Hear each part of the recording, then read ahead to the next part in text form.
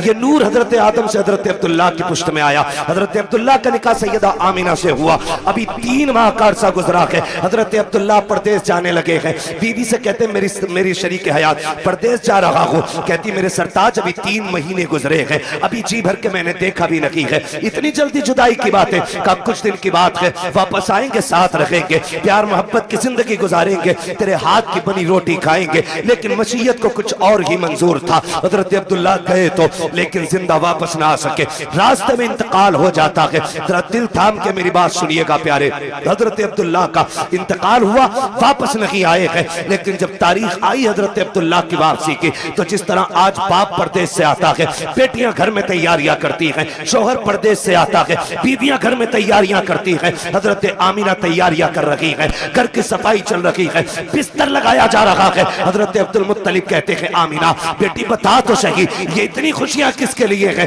कब्बा आज मेरे अब्दुल्ला आने वाले हैं, ये सारा इंतजाम उनके लिए है। कहते बेटे खाना तो खा लिया होता। कब्बा जी अब्दुल्ला कह के गए थे साथ खाना खाएंगे। बेटी वो कब आएंगे? कहा जब आएंगे तभी खाया जाएगा। शाम हो गई, अब्दुल्ला नहीं आए हैं। कहती हैं अब्बा जी पता तो कीजिए, मेरे अब्दुल्ला को आ जाना चाहिए था, लेकिन अब तक नहीं आए हैं। अब्दुल मुत्तलिब खाने काबा में गए, किसी ने आके कहा अब्दुल मुत्तलिब कहा जी आपके अब्दुल्ला वापस नहीं आएंगे। आपने इतना सुना, बिजलियां गिर गई, ऐसा लग रहा था जैसे हसरतों की खुशियों का जल करके पूरा नशेमन खाक हो गया हो। आपने खुद को संभाला, घर तशरीफ लेकर के आए हैं।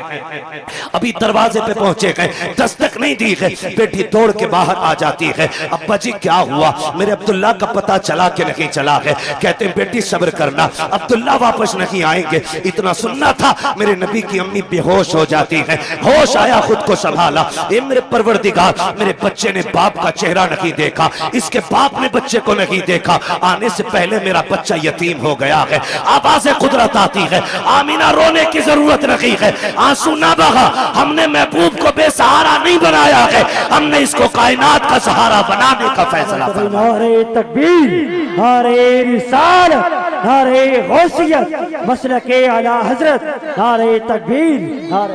अब तवज्जो करना मेरे प्यारे, बहुत गौर से सुनिएगा, जाके बहन बेटी तक मेरी बात पहुंचा देना। सैयदा आमिना कहती हैं अब्बा जी मेरे सरताज का अब नहीं आने वाले हैं। फिर क्या था, जिंदगी की खुशियां रूठ गई, दिन को भी रोना, रात को भी रोना है। जाओ जाके बहन बेटियों को जाके समझा देना, पर खबरदार ससुराल जाना हो, कभी शोहर के खिलाफ आवाज ना उठाना, कभी उसके लिए हाथ उठा के बद्दुआ नहीं करना। तू नहीं जानती है तेरा शोहर कितना कीमती है। खुदा की कसम, अगर शोहर पागल भी होता है तो बीवी के लिए एक चट्टान होता है, दीवाना भी होता है तो एक सायादार दरख्त होता है। लेकिन क्या करूं मेरी कौम की बेटियों, जरा सी बात बिगड़ जाती है, शोहर सूट पसंद कर न ला सके, किचन में खड़े होके गालियां दे के कहती हो तू पलट के ना आए, तू जनाजे में लेट के आए, तू गाड़ी के नीचे दब के मर जा। ना मेरी बहन, कभी किसी शोहर के खिलाफ इस तरह की बकवास ना करना। तू नहीं जानती है ये जिस दिन सफेद कफन में लिपट जाएगा उस दिन कोई इज्जत देने वाला नहीं मिलेगा। आज जिसके लिए मौत मांग रही है, अगर ये मर गया कोई तुझे चैन की रोटी तक नहीं देगा। जिसके लिए तू कहती है कि तू पलट के ना आए, तुझे क्या पता है आज तेरे दुपट्टे के जो रंग है इसी शोहर की वजह से है, सोने के जो कंगन है इसी शोहर की वजह से है, घर में जो तेरी हुकूमत चल रही है शोहर की वजह से चल रही है। अगर तुझे 10 बेटों पे गुमान है तो होश के नाखून ले। हमने उन माओं को देखा है जिनके घर में 12 बेटे हैं और जब तक बाप था माँ की मर्जी के बगैर एक पत्ता नहीं हिलता था। लेकिन जिस दिन से बाप गया है आज कोई माँ से रोटी को नहीं पूछता है, तूने खाई के नहीं खाई है। अगर तुझसे शौहर की अनबन है तब भी इसके लिए मौत ना मांगना। अल्लाह तौफीक दे और ये परदेश जाने लगे, तू मुसल्ला बिछा दे, सजदे में सर रख, दुपट्टे की झोली बना और कह मेरे परवरदिगार मेरा सरताज बाहर गया है, मैंने बेसहारा नहीं भेजा है, तेरी रहमत का सहारा दे दिया है। ए मेरे परवरदिगार मेरे शौहर को सलामत रखना, सुहागन छोड़ के गया है, सुहाग के जोड़े में मिलाना। रो के रब से कह खुदा की कसम तू रब को आवाज दे। मेरा दिल कहता है अगर रब ने सुन ली तो मौत भी उस वक्त तक जुदा नहीं करेगी जब तक परदेश से तेरे शौहर की तेरी मुलाकात नहीं हो जाए। सुभान अल्लाह, सुभान अल्लाह, सुभान। लेकिन सुनो जमींदारों, सुनो ठेकेदारों, सुनो अमीरों, सुनो बिगड़े हुए लोगों, उन लोगों से बात कर रहा हूं जो रुखसती के बाद बेटी की कान में कहते हैं डरिए मत, फोन कर दिए लल्ला फौरन आएगा। लिमिट में रहो, लिमिट में। किसी के बाप से बेटियां नहीं पली हैं, तू क्या पाल लेगा? औकात में रहा करो। मियां बीवी की अनबन हो सकती है, तुम कौन होते हो बीच में? हाँ, अगर ज्यादती कर रहा है और उसके शाहिद और गवाह हैं तो फिर बेटी को उस घर में रखना भी जरूरी है। लेकिन जरा सी बात पे उसका फोन आया और तुम पहुंच गए। पहले तलाकें कम होती थी, बुरा ना मानिएगा, तलाकें कम होती थी और तलाक की नौयत भी होती थी। जिसकी बेटी को तलाक होती थी या तो वो बाप जहर खा के मर जाता था या 8-8 दिन घर से नहीं निकलता। इतने गैरत वाले लोग थे। आज गैरत मर गई मेरी कौम की। आज बेटी को बगल में खड़ा करके बाप चीख के कह रहा डिवोर्स दे, रखनी नहीं तेरे घर में। तू कैसे बोला? वो गैरत कर, शर्म कर। बड़े बड़े बादशाहों से बेटी नहीं रखी गई, तू कौन होता रखने वाला? आज बाप तलाक के लिए खड़ा है, शर्म नहीं आती है मियां बीवी के मसले में टांग अड़ाने में? बता, तेरी बेटी ज्यादा अजमत वाली है या मेरे नबी की बेटी ज्यादा अजमत वाली है? कह रहा तुझे पता ना ये मेरी बेटी है, तू लपटंट है, मेरी बेटी है ये। और सुन, होगी तेरी अब ये उसकी बीवी है, इसलिए आप लिमिट में रहिए। तो कह रहा डरिए मत, फोन कर दिए, चाबी गाड़ी में लगी रहती है, लल्ला किक मारेगा, फट से पहुंच जाएगा। क्या करेगा पहुंच के? ज्यादा जाके थप्पड़ मार देगा, गला तो काट नहीं देगा, थप्पड़ मार देगा। शोहर के पास इतनी पावर है, उसने जहां कहा ना 3 तलाक, बेड़ा ही गरक हो जाएगा तेरा। फिर कुछ भी कर लेना, ये लौट के आने वाले जुमले नहीं। इसलिए ये ना कह हम खड़े, वो कह जो मेरे नबी ने कहा। फरमाया फातिमा, अब तक मेरी रजा की फिक्र थी, अब मेरे अली की रजा की फिक्र करनी है। ये मेरे नबी ने बेटी को कह के भेजा। कुछ भी हो जाए मेरा अली रूठना नहीं चाहिए। और तू कह रहा डरना मत, औकात कुछ भी नहीं, 2 मिनट में अंदर करा देंगे। क्या कर लेगा अंदर करा के? बेटी का सुहाग वापस नहीं दिला सकता। और फिर कुट पिटा के बेटी वापस आ भी गई ना, तो फिर उसे इज्जत नहीं मिलेगी घर में। इज्जतों के रखवाले बने, रिश्ते बड़े अहम हैं। बेटियों को समझाओ। मौलाना आए थे, तकरीर करके गए और अपनी बीवी को डांट रहा जाके, बीवी को सुधार रहा। हमारा मुआशरा बेहतर इसलिए नहीं हो रहा कि हम ये चाहते मेरी बीवी सुधर जाए। ये कोई नहीं चाहता बेटी सुधर जाए। यहां से जाके बीवी को मत बताना, यहां से जाके बेटी को बताना कि बेटी जब तक जिंदा रहना है कनीज़े फातिमा बन के रहना।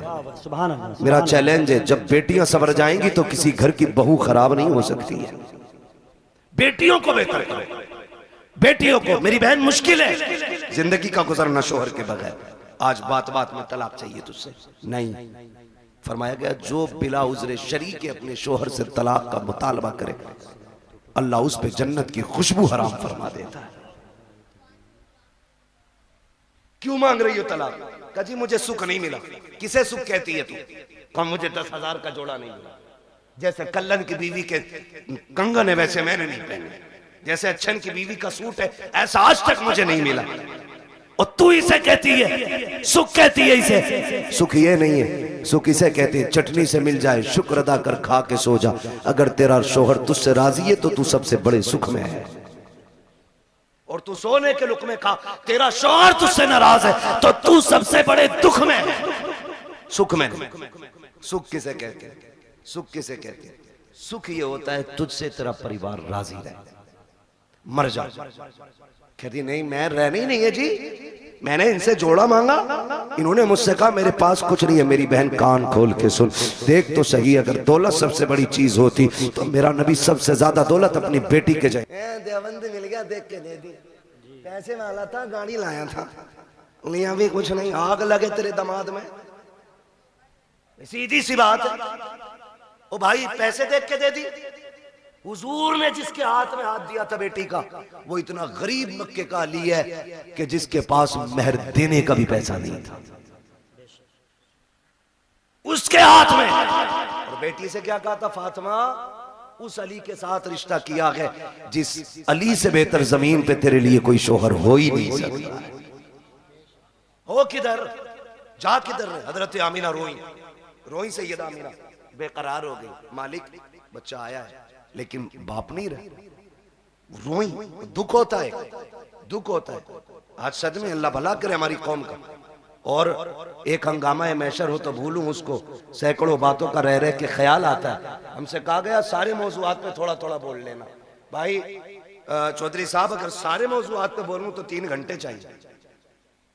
एक बात कम से कम इतनी तो की जाए जो उसका समझ में आ जाए कि इसमें क्या नुकसान क्या नफा है। बस आखिरी बात मैं करने लगा हूं, अल्लाह आपको सलामत रखे। टाइम 1.25 घंटे से ऊपर हो गया। बहुत गौर से मेरी बात सुनिए। हुजूर माँ के शिकम में आए, मुश्किल जिंदगी होती है एक बेवा की, और वो जिंदगी तो बड़ी मुश्किल थी। इतनी मुश्किल जिंदगी थी कि उस दौर में बेवा को जीने का हक ही कोई नहीं था। लोग कहते हैं ना क्यों मिलाद मनाते हो, इसलिए ही तो मिलाद मनाते हैं। अगर किसी का शौहर इंतकाल कर जाता था ना, या तो उसे मनहूस समझा जाता था, या उसे शौहर की चिता पे जला दिया जाता था, या उसे 40 दिन एक कमरे में बंद कर दिया जाता था। फिर भी जिंदा निकल आती तो गधे पे बैठाया जाता, काला मुंह किया जाता और कहा जाता ये वो मनहूस है जो शौहर को खा गई, और फिर उससे कोई निकाह नहीं करता था। इतनी नफरत बेवा से थी, अगर कोई काम पे निकल रहा और सामने बेवा आ गई तो पीछे लौट जाता था कि इस मनहूस का चेहरा देख रही है। ये दौर और इतना मुश्किल जमाना, उस दौर में भी मक्के के अंदर सैयदा आमिना फरमाती बेवा होना बहुत मुश्किल काम था।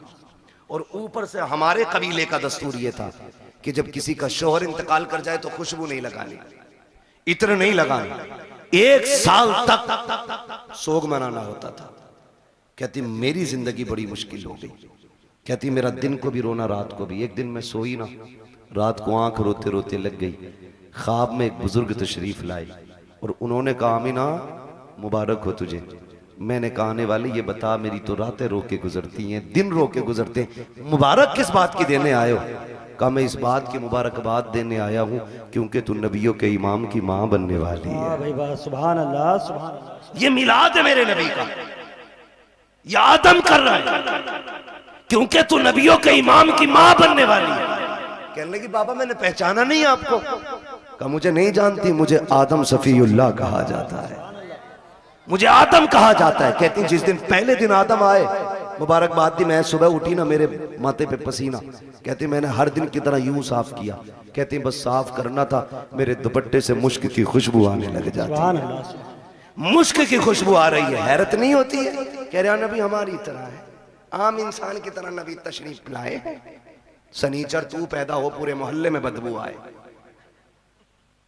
तेरे अब्बा की शक्ल देख के पता चल जाए ये उस मनहूस का अब्बा है, और तू कह रहा हमारी तरह।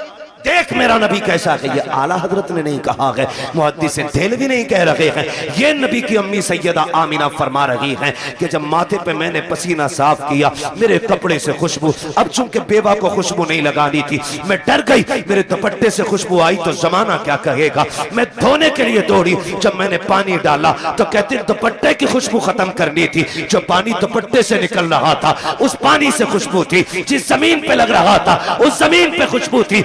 मैंने धोना छोड़ दिया, दुपट्टा समेट के रख दिया। जैसे जैसे दिन गुजरते गए मुबारकबादियां मिलती रही, अंबिया आते रहे, मुबारकबादी देते रहे। कहते फिर वो दिन गुजरते गए। कहते जब कई महीने गुजर गए, एक दिन ऐसा हुआ कि खुशबू मेरे घर से निकली, आंगन में फैली, आंगन को पार किया, पड़ोस में गई, पड़ोस की हदों को तोड़ा, मोहल्ले में फैल गई। मैं खुशबू छुपा रही थी लेकिन खुशबू आगे बढ़ती जा रही थी कि यहाँ तक के बातें होने लग गई। आमिना बड़ी अजीब खुशबू लगाती है। बात चलते चलते अब्दुल मुत्तलिब तक आ गई। अब्दुल मुत्तलिब घर आए, आमीना बेटी सुना है तू खुशबू लगाया करती है। कहा ना मैंने कोई खुशबू नहीं लगाई है। कहा अगर खुशबू नहीं लगाई तो तेरे बदन से खुशबू के झोंके कैसे आते हैं? कहते हैं अब्बा जी सच ये है मैं कोई इत्र नहीं लगाती हूँ, हकीकत ये है जब से आपके बेटे अब्दुल्लाह की अमानत मेरे शिकम में आई है, मैं जिन गलियों से गुजरती हूँ वो गलियां उसकी खुशबू से महक जाया कर। क्या बात है, नारे तकबीर,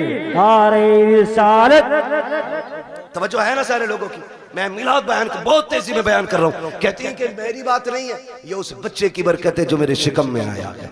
मैं गलियों से गुजरूं तो गलियों से खुशबू आती है। मुस्कुराने लगे। बेटी और भी कोई बात? कहा अब्बा और भी ताज्जुब खेज बात है। कहा क्या? का एक दिन मैं सहन में टहल लगी थी, मैंने कंकर उठाया, मैंने कहा फेंक तो चुभ ना जाए। कहती जब मैंने हाथ लगाया, ये नबी नहीं, नबी की अम्मी कह रही है। कौन? नबी की, बोले जरा कौन? नबी की अम्मी कह रही है, नबी नहीं कह रहे, नबी की अम्मी कह रही वो कंकर मैंने उठाया, मैं चाहूं कि फेंक दूं। कहती जब हाथ लगाया ना तो वो मोम की तरह पिघलने लग गया, मोम की तरह। कहती मेरे मुंह से जुमला निकला, या अल्लाह ये क्या मामला है, ये पत्थर पिघल रहा है, कंकर पिघल रहा है। कहती इतना कहा ना वो कंकर बोलने लगा। उसने कहा आमीना यार को तो आने दे, अभी तो छोटे छोटे पिघल रहे हैं, जब वो आ जाएंगे बड़े बड़े पत्थर पिघलने लग जाएंगे। सुभान अल्लाह। वो कंकर मुझसे बोला। कहती मेरे ससुर मुस्कुराने लग गए। आमीना और भी बात है ना, और भी कहा अब्बा और बताऊं? कहा क्या? एक दिन मैं सो रही थी, मुझे पसीना आया ना, अचानक मेरी कमर के पीछे से ठंडी हवा के झोंके आए। जब झोंके आए मैंने मुड़ के देखा, ये हवा किधर से आ रही? मौसम में तो हवा नहीं है। कहती जब मुड़ के देखा ना तो दो खूबसूरत परियां, दो खूबसूरत चांद जैसी चेहरे वाली शहजादियां मेरी कमर के पीछे पंखे से हवा कर रही। मैंने कहा कौन हो जी, इधर किधर से? उन्होंने कहा कि हम आपकी खिदमत के लिए आए। कहा तुम्हें मक्के में तो नहीं देखा? कहा देख भी नहीं सकती। कहा क्यों? कहा हम मक्के से नहीं, हम तो रब की जन्नत से आए हुए हैं। जन्नत से? कहा क्यों? का तेरे माथे पे पसीना आया, रब ने हुक्म दे दिया मेरे महबूब की माँ की जाके ठंडी हवाओं के झोंके पेश किए जाए। अल्लाह अकबर। नबी की अम्मी कहती है भाई ये भी हुआ? कहा और कुछ? कहा और भी है। कहा क्या? तवज्जो है, सुन लेंगे जरा 5 मिनट, जितने सुनना चाहते हैं जरा कहते हैं या रसूल अल्लाह। माशाअल्लाह, अब तो सबके हाथ उठ गए या रसूल अल्लाह। जिन्होंने हाथ उठाए आपको आपकी शहजादी का वास्ता उस वक्त तक मौत ना आए जब तक हुजूर के शहर की हाजिरी नसीब ना हो जाए। अल्लाह सबको सलामत रखे। कहती बेटी और भी कुछ? हाँ अब्बा और भी कुछ। सुने देखो वो फजीता खोर भी याद रखना, नबी हमारी तरह, और मेरे नबी की शान भी सुनना। मिलाद वालों मुबारकबाद के लायक हो, हुजूर की मिलाद कर रहे हो, मुबारकबाद के लायक हो। कहती है अब्बा जी रात को ना होता यह है कि कभी कभी आप चले जाते हैं ना, पानी खत्म हो जाता है घर में। क्या हो जाता है? पानी खत्म हो जाता है। सुन रहे हैं ना मेरे भाई? अब वक्त ज्यादा तो नहीं हुआ मेरा, अभी है मेरे पास वक्त, अभी टाइम है। अल्लाह सबका टाइम बढ़ा दे। बड़ी हल्के से आमीन कह रहे, दिल भरा रखा है ना बढ़ा रहे। तवज्जो है ना सारे लोगों को? बेटी और कुछ? हाँ कभी कभी आप चले जाते हो ना हरम शरीफ पानी पिलाने के लिए, वो घर में कभी कभी ऐसा होता आप पानी घर का भी ले जाते हो। अम्मी मुझसे कहती है आमीना पानी भर ला। ये नबी की अम्मी कहती मैं बर्तन लेती हूँ और कुएं पे जाती हूँ। लड़कियां मुझे देखती हैं, खड़ी रहती हैं। बेटी क्यों? जब मैं चली जाती हूँ ना तो उन्हें डोल रस्सी डालनी नहीं पड़ती। क्या मतलब? अब्बा मैं जाती हूँ और मैं कुएं के किनारे खड़े होती हूँ और झांकती हूँ ना तो पानी छलांगे मार के किनारे पे आके खड़ा हो जाता है, किनारे पे आके खड़ा हो जाता है। अब्बा जी सब यूं बर्तन भर लेती हैं, किसी को रस्सी डोल की जरूरत नहीं पड़ती। बेटी फिर तुम? अब्बा सबसे बाद में मेरी बारी आती है, फिर मैं पानी भरती हूँ और जब मुड़ के चलती हूँ फिर पानी नीचे जाता है। अब्बा बोलता है पानी जब नीचे जाता है तो पानी बोलता है। हाँ अब्बा पानी नहीं, जब मैं वापस आती हूँ सारी बच्चियां लड़कियां आती हैं, मैं पीछे रह जाती हूँ। तो जब मैं चलती हूँ ना तो जो बड़े दरख्त हैं वो भी सजदे में गिर जाते हैं, जो छोटे पौधे हैं वो भी गिर जाते हैं। अब्बा पत्थर भी बोलते हैं, कंकर भी बोलते हैं। बेटी क्या बोलते हैं? कि अब्बा जी वो बोलते मैं सुनती हूँ। तो अब्दुल मुत्तलिब कहते हैं बेटी तुम उनकी आवाज सुनती हो? कहा हाँ। उनकी बोली समझ लेती हो? कहा जी अब्बा समझ भी लेती हो। अब जब इतनी बात कही कहते बेटी बताओ ना क्या कहते हैं वो? कहती है अब्बा जी जब मैं चलती हूँ तो कुएं का पानी, दरख्त, रास्ते के पत्थर, कंकर, छोटे बड़े सभी आवाज देते हैं अस्सलातु वस्सलामु अलैका या उम्मा रसूलिल्लाह।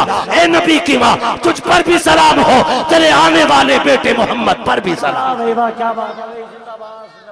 अल्लाह कहती अच्छा कलेजा ठंडा हो गया, मुस्कुराने लगे, कहने लगे रब ने मेरी दुआ कबूल कर ली। अब्बा क्या मतलब? का एक दिन तुझे रोते देखा, मैं हरम में गया, मैंने गिलाफे काबा पकड़ के कहा था काबे वाले मुझे तूने और भी बेटे दिए, मेरा एक गया तो मैं सब्र कर लूंगा।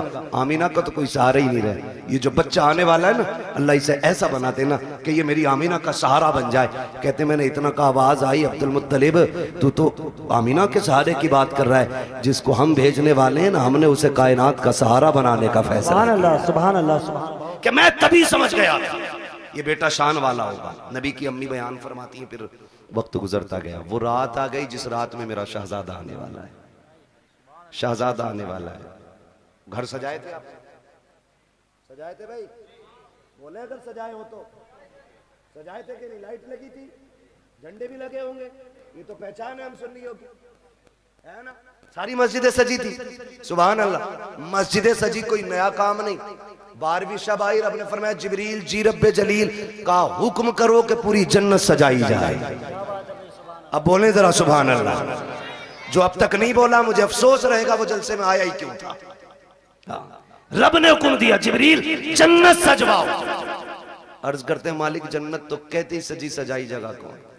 फरमाया नहीं और ज्यादा सजाओ ताकि जन्नत को भी पता लगे आज वो आ गया कि जिसके सदके में जन्नत बनाई गई है। जन्नत सजाई गई। फिर हुक्म हुआ एक मिंबर लगाया जाए। कहां? बैतुल मामूर के पास। बैतुल मामूर के पास मिंबर लगा। फिर रब ने फरमाया मीकाईल से कहो कि वो हमारी शान में खुतबा पढ़े। हजरत मीकाईल ने रब की शान में खुतबा पढ़ा, यानी कि तकरीर की, और ऐसी तकरीर के पूरी जन्नत झूमने लगी। जब तकरीर मुकम्मल हो गई, रब हुक्म क्या है? रब ने फरमाया जिब्रील जी रब्बे जलील कि जिब्राइल, मीकाईल, इसराफील, इजराइल चारों आ जाओ। चारों आगे। मालिक अब का अपने ताबे फरिश्ते 1-1 लाख फरिश्ता लेके आमिना की चौखट पे चले जाओ। अभी नहीं बोलोगे तो कब बोलोगे यार? आमिना की चौखट पे। मालिक करना क्या है? का पता नहीं, महबूब आने वाला है, मुबारकबाद ही पेश करनी है। अब बहुत गौर से सुनना। इधर सैयदा आमिना कहती है मैं घर में लेटी थी, आज मुझे अब्दुल्ला के ना होने का बड़ा गम था। मैं सोच रही थी काश अब्दुल्ला होते ना तो आज मेरे घर में अंधेरा नहीं होता। बच्चे की विलादत का वक्त है, 4 औरतें मक्के की भी मेरे पास होती, आज मैं तन्हा ना होती। कहती शोहर की जुदाई का गम ये रुलाने लगा। कहते भी आंसू आंख से निकल के रुखसार तक आया था कि अचानक मेरे घर की दीवारें फटने लग गई। फतखला सलासुन निस्वा, 3 औरतें घर के अंदर दाखिल हुई। उनके कद खजूरों के बराबर थे, चेहरे चांद से ज्यादा रोशन थे। कहती मेरी चारों तरफ आके बैठ गई। 4 थी, एक रिवायत में 3 भी गए, 4 भी गए। कहती 4 औरतों को मैंने देखा, आके बैठी। मैंने कहा कौन हो? एक कहती हमें नहीं पहचाना। कहा बताओ तो सही कौन हो? एक ने कहा मुझे हव्वा कहा जाता है, दूसरी ने कहा कि मुझे मरियम कहा जाता है, तीसरी ने कहा मुझे इस्माइल की अम्मी हाजरा कहा जाता है, चौथी ने यह कहा मुझे नहीं जानती हो, मुझे फिरौन की बीवी आसिया कहा जाता है। कहा आई किस लिए हो? कहा मुबारकबाद देने आए हैं। कहा किस बात की? कहा तू नसीबों वाली है, तेरी गोद में नबियों का ईमान आने वाला। क्या बात है भाई, क्या बात है। नारे तकबीर, नारे रिसालत, नारे गौसियत।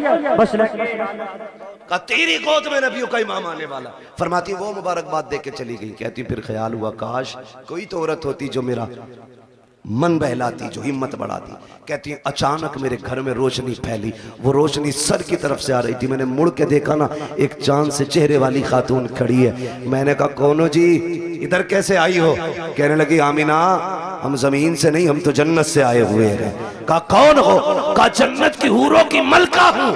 आई क्यों हो? कहा रब ने तेरी दाया बना के भेज दिया है। तू जो रोई थी तन्हा है, अकेली है, कोई नहीं है। कहा तेरी खिदमत के लिए मैं हूं आमिना, बता खिदमत क्या करनी है? सैयदा कहती है मुझे दूध का प्याला पेश किया गया, आसमान के सितारे इतने करीब मेरे आंगन में आ गए, मुझे डर लगने लगा कहीं ये टूट के न गिर जाए। और वहाबी जी, और देवबंदी जी, और सहारनपुर वालों, और थाना भवन वालों, लगाओ फतवा खुदा पे।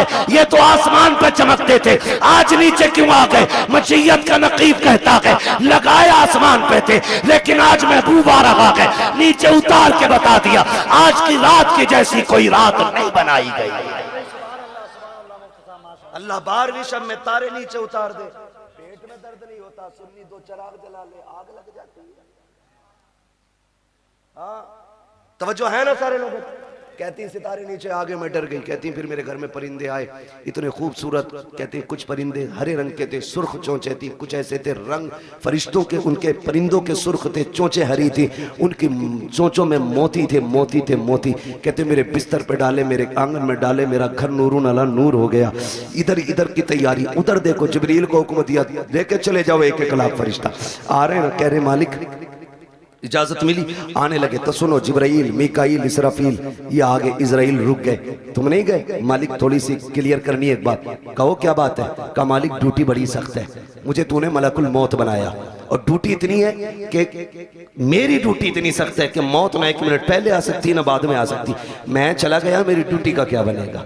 आज भी मुझे कितने बच्चों को माओ की गोद से लेना, कितनी औरतों को बेवा बनाना, कितने बच्चों को यतीम करना, कितने घरों का सहारा मुझे उजाड़ना। मालिक बताना, मैं गया ड्यूटी का क्या बनेगा? रब ने फरमाया मलकुल मौत जानते हो कि नहीं? कहा क्या रब जलील बताना। रब ने फरमाया सुनो, जब तुम किसी माँ का लाल लाते हो तो माँ तड़पा करती है, किसी बच्चे से बाप लेके आते हो तो बच्चे दीवारों से लग के रोते हैं, किसी घर का सहारा लेते हो तो बेटियां तड़पती हैं, किसी औरत का सुहाग लेके आते हो औरतें रोया करती हैं। जानते हो मलकुल मौत आज हमारा महबूब आने वाला है और हम नहीं चाहते हैं किसी के घर से रोने की आवाज आ जाए, इसलिए जाओ, आज हमने मरने वालों को जिंदगी बख्श दी है और हमने तुमने महबूब की खुशी में तुम्हारी भी छुट्टी कर डाली।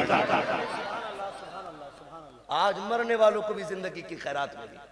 और मुहद्दिसीन फरमाते जिस दिन हुजूर आए उस साल में जितने भी बच्चे पैदा हुए रब ने सारी माओं को बेटे ही अता किए थे। महबूब की खुशी ने रब ने पूरी कायनात में बेटे बांट दिए।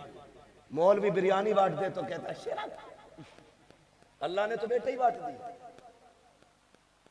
पूरी कायनात को बेटों का तोहफा दिया रब ने। कितने दिन तक? 1 साल तक बेटे ही मिलते रहे सबको। तवज्जो है सारे लोगों को? बात खत्म करने लगा हूं बस। कहती है ना फिर सारे फरिश्ते आ गए और फरिश्ते कह रहे मालिक अकेले अकेले जाना? कहा नहीं, आज जुलूस लेके जाना है और एक दूसरे को मुबारकबाद देते हुए जाना। फरिश्ते एक दूसरे को मुबारकबाद देते हुए आ रहे। इधर कहती हैं, फरमाती है ना, फिर मेरी बारगाह में दूध का प्याला पेश किया गया। एक प्याला पेश किया गया, था कैसा? कहती है शहद से ज्यादा मीठा, मुश्क से ज्यादा खुशबूदार, दूध से ज्यादा सफेद और बर्फ से ज्यादा ठंडा। कहती मैंने घूट पिया। कहती हैं जब घूट पिया मेरे दुख तकलीफें सारी खत्म हो गई। फरमाती हैं फखरजा मिन्नी नूर, फिर मेरे बदन से नूर निकला। हैरत की बात है ना, नबी की अम्मी तो कहती है मेरे बदन से नूर आया है, वहां भी कहता नबी हमारी तरह है। आला हज़रत ने क्या गलत कहा? तेरी नस्ल पाक में है, बच्चा बच्चा नूर का, तू है ऐने नूर, तेरा सब घराना नूर का। कहती फिर नूर निकला। वो कहती जब नूर आया ना, मैंने देखा मेरा शहजादा कैसा है, देखूं तो सही। हर माँ चाहती है मेरा बेटा कैसा है, आंख कैसी है, नाक कैसी है, कान कैसे। कहती मैंने भी देखना चाहा। कहती जब लम्मा नजर तू, जब मैंने अपने बेटे को देखा, कहती मकहूलन, पहली नजर मेरी उसकी आंखों पे पड़ी तो मेरे लाल की आंखों में सुरमा लगा हुआ था। मदहूनन, बालों में तेल लगाए हुए हैं। मगसूलन, गुस्ल करके आ रहे हैं। मुअत्तरन, मुअत्तरन, खुशबूदार पैदा हो रहे हैं। फरमाती है ताहिरन, साफ आ रहे हैं। कहती मकसूरन, नाफ कटा हुआ है। मखतूनन, खतना शुदा पैदा हो रहे हैं। अगली बात कहती है आते ही मेरे लाल ने काना साजिदा, सजदे में सर रखा। मैंने कान लगा के सुना, मेरा बेटा कह रहा था रब्बे क़ब्ली उम्मती, रब्बे क़ब्ली उम्मती। जमीले कादरी कहते हैं रब्बे क़ब्ली उम्मती, कहते हुए पैदा हुए। रब ने फरमाया कि बख्शा अस्सलातो है जी। रुक के आखिरी बात कह के बात खत्म कर लूं। इंशाल्लाह कभी जिंदगी रहेगी यहां से आगे की बातें फिर बयान कर लेंगे। लेकिन शर्त ये भाई, नीचे करो थोड़ा सा, टाइम से नंबर देना। 11 बजे माइक दे देना और 12 बजे अपना ले लेना, ठीक है? इंशाल्लाह कभी टाइम से गुफ्तगू होगी। हुजूर तशरीफ लाए, कायनात मुस्कुराने लगी। बातें बहुत सी हैं। हुजूर आ गए, हुजूर आए, इधर मेरे हुजूर ने सजदे में सर, उधर काबा झुक गया। आला हज़रत फरमाते हैं जिनके सजदे को महराबे काबा झुकी, उन भवों की लताफत पे, जोर से, उन भवों की लताफत पे लाखों सलाम। और फरमाते हैं पतली पतली गुले कुद्स की पत्तियां, उन लबों की लताफत पे लाखों सलाम। ये क्यों झुक गया काबा, ये क्यों आ गया रुकू में, क्यों सजदे की तरफ दौड़ा? आवाज आती बरेली से हाजियो आओ, शहंशाह का रोजा देखो। काबा तो देख चुके, काबे का, काबे का काबा देखो। हुजूर आए, कायनात मुस्कुराने लगी। हुजूर मुहद्दिस देलवी फरमाते हैं जिस जमीन पर हुजूर की विलादत का तज़किरा होता है, अल्लाह 1 साल तक उस जमीन पे अपने करम की बारिशें फरमाता है। जिस मोहल्ले, जिस बस्ती में हुजूर की विलादत होती है ना, अल्लाह 1 साल तक उस बस्ती से मुसीबतों को दूर फरमा दिया करता है। इतनी बड़ी बरकतें हुजूर की विलादत की तज़किरे की हैं। आला हज़रत फरमाते हैं हश्र तक डालेंगे हम पैदाइश मौला की धूम। वो जो है ना हश्र तक डालेंगे हम पैदाइश मौला की धूम, मिसले फारस नजद के किले किले गिराते जाएंगे। हुजूर की विलादत का महीना है। एक बात याद रखिएगा, इस बार गुजर गई है, आखिरी बात आपसे कह रहा हूँ, अल्लाह तौफीक दे अगली बार घर सजाए ना तो सिर्फ अपना नहीं सबका सजना चाहिए। यही मिलाद वाले का पैगाम है, सबका घर सजना चाहिए। तूने 5000 की लाइटिंग की है ना तो 2000 की उतार के गरीब भाई की चौखट पे डाल दे। क्या यार हुजूर सिर्फ मेरे नहीं तेरे भी तो है ना, तेरे भी आंगन में हुजूर की आमद की खुशी लगनी चाहिए। और ऐसा नहीं कि रुक जा तेरे से अच्छा करके सजाऊंगा, और सारी लड़ी और टिमटिमा रहा उन्हें, इसमें सवाब नहीं गुनाह मिलेगा। किसी का दिल तोड़ के मिलाद नहीं मनाना है, दिल जोड़ने के लिए मिलाद मनाना है। करेंगे इंशाल्लाह ऐसा ही, सारे वादा करें इंशाल्लाह। और हुजूर की विलादत का दिन आए ना, मीठा तकसीम करो, लंगर करो, खिलाओ, जात मत देखो, बिरादरी मत देखो, खिलाओ, ताकि दुनिया गैर मुस्लिम भी खा के जाए ना उससे कि यार खा ले आज, ना पूछ, ताकि उसे पता चले जब उनका मिलाद आता है ना तो सबका पेट भराया जाता है।